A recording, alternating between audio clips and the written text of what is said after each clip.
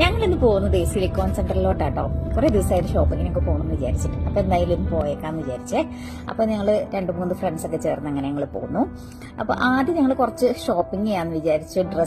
ഡ്രസ്സും ബാഗും ചെരുപ്പൊക്കെ ഒന്ന് നോക്കിയിട്ട് പോവാന്ന് വിചാരിച്ചു.